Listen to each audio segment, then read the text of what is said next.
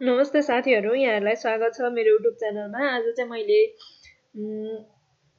2082 जेठ महिनासम्मको समसामयिकहरु लिएर आएकी छु। भिडियो छोटो छ तर एकदमै महत्त्वपूर्ण छ, हेर्न नछुटाउनु होला। जसमा प्रश्न नम्बर 1 मा छ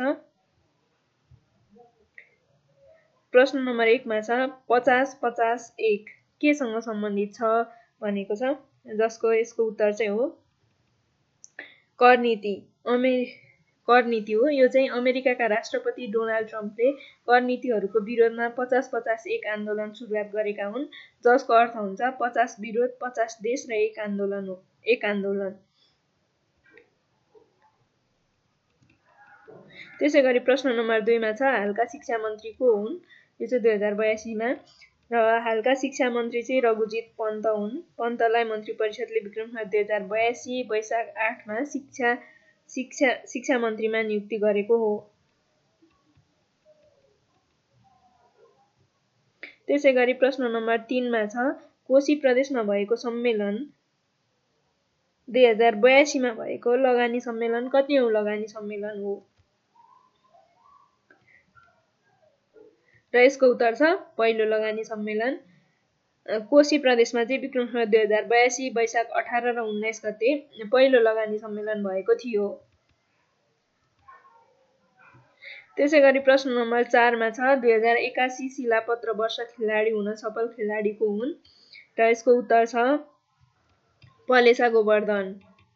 त्यसैगरी प्रश्न नम्बर 5 मा छ नेपालमा कहिलेसम्म हात्तीपाइले रोगको नियन्त्रण गर्ने लक्ष्य लिएको छ? र यसको उत्तर चाहिँ हो सन् 2030। नेपालले चाहिँ सन् 2030 सम्म हात्तीपाइले रोगको नियन्त्रण गर्ने लक्ष्य लिएको छ। त्यसैगरी प्रश्न नम्बर 8 मा छ पृथ्वी दिवस कहिले मनाइन्छ? र पृथ्वी दिवस चाहिँ अप्रिल 22 मा मनाइन्छ। सन् 2025 को नारा चाहिँ आवर पावर आवर प्लानेट हो। त्यसैगरी प्रश्न नम्बर 7 मा छ बिमस्टेकको 6औं शिखर सम्मेलन कहाँ र कहिले भएको हो? र यसको उत्तर चाहिँ हो सन् 2025 अप्रिल 4 मा बैंकक थाइल्यान्डमा। त्यसैगरी प्रश्न नम्बर 8 मा छ नेपालको राष्ट्रिय फल कुन हो? कहिले घोषणा भएको हो? यो अलि अगाडिको समसामयिक हो र नेपालको राष्ट्रिय फल चाहिँ सुन्तला। यसलाई घोषणा चाहिँ 2081 चैत्र 30 गते गरिएको हो। त्यसैगरी प्रश्न नम्बर 9 मा छ नेपाल सरकारले नेपालको नयाँ नक्सा अंकित रु 100 को नोट छाप्ने निर्णय कहिले गर्यो भनेको छ? र यसको सही उत्तर चाहिँ हो विक्रम 2081 वैशाख 20 गते। त्यसैगरी प्रश्न नम्बर 10 मा छ विक्रम 2080 को मदन पुरस्कार प्राप्त गर्न सफल कृति कुन हो? र यसको सही उत्तर हो मुकाम रणमैदान। यसका लेखक हुन् मोहन मैनाली। र प्रश्न नम्बर 11 मा छ नेपालको सबैभन्दा लामो झोलुङ्गे पुल कुन हो? उत्तर छ सुस्ता 2 र यो चाहिँ परासी जिल्लामा अवस्थित छ।